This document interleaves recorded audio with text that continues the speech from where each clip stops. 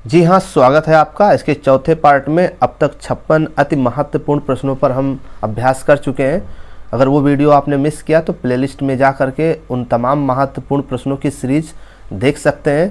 ऐसे अभ्यर्थी जो फिजिकल एजुकेशन से या सीटेट, टेट या सुपर टेट या इसके अलावा जिन जिन परीक्षाओं में मनोविज्ञान, शिक्षण शास्त्र आने हैं, उनके लिए ये वीडियोज़ बेहद महत्वपूर्ण है। और प्रश्न नंबर 57 की शुरुआत करते हैं। देखिए, सीता अक्सर लड़का को लंका, ठीक है, और कमाई होने लगी को कमाई होगी लिखना जैसी गलतियां कर बैठती है, ये किस ओर संकेत करता है बताएं। तो इसका मतलब यह है कि सीता के विचारों की तेज गति के साथ उसकी लेखनी नहीं चल पाती है, इसलिए ये गलती कर रही है। यानी शब्द ज़्यादा है, उसको कम लिखती है। तो जिस प्रकार शब्द बोले जा रहे हैं उसके विचारों की तेज गति के साथ उसकी लेखनी नहीं चल पाती है, ठीक है ना। विचार तेज चल रहे हैं और लेखनी धीमी चल रही, इसलिए ऐसा होता है। ठीक, चलिए प्रश्न नंबर 58 है। इसके हर कॉन्सेप्ट को समझते रहिएगा। मौखिक अभिव्यक्ति यानी जो बोलकर हम प्रकट करते हैं उसमें स्वाभाविकता बनाए रखने के अंतर्गत सर्वाधिक महत्वपूर्ण क्या है। कहने का मतलब जो मौखिक अभिव्यक्ति है, हम जो बोल रहे हैं वो स्वाभाविक हो, ऐसा ना लगे कि बनावटी हो। तो इसके लिए सबसे महत्वपूर्ण क्या है?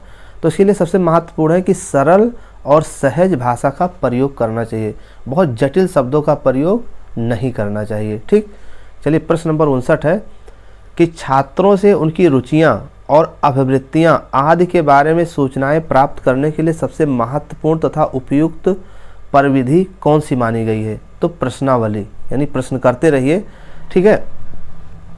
उनके रुचियों से प्रश्न करते रहिए, उनकी अभिवृत्तियों यानी कि मन की इच्छाओं से प्रश्न करते रहिए, ठीक है। तो ये प्रश्नावली के माध्यम से जो है हम प्रश्नों के माध्यम से उनकी रुचि और अभिवृत्ति क्या है, क्या वो सीखना चाहते हैं और कितना सीख चुके हैं और कितना सीखने की इच्छा रखते हैं, इस प्रकार की सूचनाएं हम प्रश्नावली के माध्यम से प्राप्त कर सकते हैं। इसलिए बच्चों से प्रश्न करते रहना चाहिए और प्रश्न करने से उनकी जो कल्पनाशीलता है, तर्क करने की क्षमता का भी विकास होता है। प्रश्न नंबर 60 है कि भाषा के व्याकरण की समझ को कैसे आंका जाना चाहिए। तो भाषा में जो व्याकरण होता है उसके समझ को संदर्भ पूर्वक प्रश्नों के माध्यम से आंका जाना चाहिए, ठीक है। भाषा का व्याकरण अगर समझना है कि बालक कितना समझ चुका है, कितना बाकी है, तो प्रश्नों के माध्यम से उसे आंका जाना चाहिए। आप प्रश्न कीजिए, उस प्रश्न के माध्यम से आप उसके भाषा के व्याकरण का आकलन कर सकते हैं। प्रश्न नंबर 61 है, मुहावरे और लोकोक्तियों का प्रयोग करना क्या बनाता है? तो ये भाषिक अभिव्यक्ति को प्रभावी बनाता है, ठीक है ना। बहुत बड़ी बड़ी बातों को छोटी बातों में कह देना, ये मुहावरे और लोकोक्तियों का ही प्रभाव है, ठीक है ना। इसलिए हमें भाषा का प्रयोग करते समय मौखिक अभिव्यक्ति में और भाषिक अभिव्यक्ति में जो है मुहावरे और लोकोक्तियों का प्रयोग करना चाहिए। बड़ी बड़ी बातों को छोटी शब्दों में कह देना, ये भी भाषा की अभिव्यक्ति है। चलिए प्रश्न नंबर 62 है,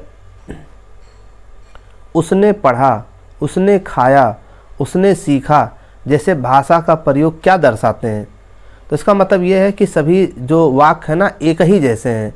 तो नियमों का अति सामान्यीकरण यानी जो भाषा का जो प्रभाव है। अब देखिए, उसने पढ़ा, ठीक है, ठीक है, उसने खाया, उसने सीखा, तो नियमों का अति सामान्यीकरण है, मतलब एक ही जैसे वाक्य हैं। ठीक, चलिए एक ही जैसे वाक्य हैं और एक ही जैसे नियम का उसमें प्रयोग किया जाएगा, एक ही टेंस के हैं और एक ही नियम का प्रयोग किया जाना है उसमें, ठीक है ना। चलिए उसमें कुछ नया नहीं करने की ज़रूरत है। ठीक, चलिए प्रश्न नंबर 63 है, बच्चों की मौखिक अभिव्यक्ति का विकास करने के लिए सबसे कम प्रभावी तरीका कौन सा है? ठीक है ना। यानी अगर बच्चों की मौखिक अभिव्यक्ति करनी है तो सबसे कम प्रभावी तरीका क्या है? व्याकरण आधारित संरचना अभ्यास। यानी व्याकरण आधारित संरचना अभ्यास कराने से बच्चों की मौखिक अभिव्यक्ति का विकास नहीं होता है। तो कुछ लोगों को लगता है कि व्याकरण का प्रयोग अधिक कराना चाहिए, उस पर आधारित अभ्यास कराना चाहिए, इससे भाषा विकास होगा, तो ऐसा नहीं है, ठीक है ना।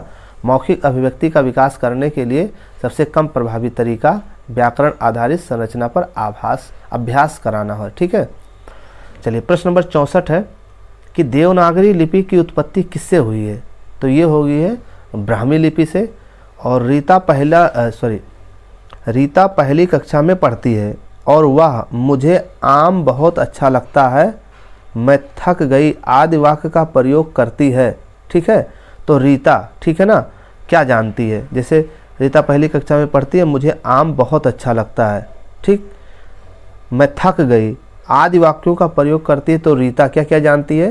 देखिए, लिंग जानती है कि कहाँ पे स्त्रीलिंग होगा, कहाँ पे पुल्लिंग होगा, क्योंकि मैं थक गई खुद भी वो समझ रही है स्त्रीलिंग, मैं लड़की हूँ इसलिए मैंने गई लिखा है। वचन का भी प्रयोग करना जानती है, क्रिया को भी जानती है, आदि की दृष्टि से सर्वनाम का प्रयोग करना वो जानती है। ठीक है, यानी कहाँ पर एक वचन, कहाँ पे बहुवचन, कहाँ पे सर्वनाम का प्रयोग करना है। ठीक है, स्त्रीलिंग और पुल्लिंग ये सब जानती है। ठीक, चलिए प्रश्न नंबर 66 है कि भाषा शिक्षण में शब्दार्थ पर अधिक बल नहीं देना चाहिए। क्यों नहीं देना चाहिए? क्योंकि बच्चे संदर्भ के अनुसार अनुमान लगाते हुए अर्थ ग्रहण कर लेते हैं, इसलिए भाषा शिक्षण में शब्दार्थ पर अधिक बल नहीं देना चाहिए। उन्हें भी अनुमान लगाने का मौका देना चाहिए, अनुमान लगा भी लेते हैं बच्चे। चलिए प्रश्न नंबर 67 है, विशिष्ट उद्देश्यों का एक गुण नहीं है। क्या नहीं है? इनका आधार दार्शनिक होता है। तो ये गुण नहीं है विशिष्ट उद्देश्यों का कि इनका जो आधार होता है वो दार्शनिक ही होता है। ये विशिष्ट उद्देश्यों का एक गुण नहीं है। और भी प्रश्नों पर प्रैक्टिस इसके नेक्स्ट वीडियो में। धन्यवाद।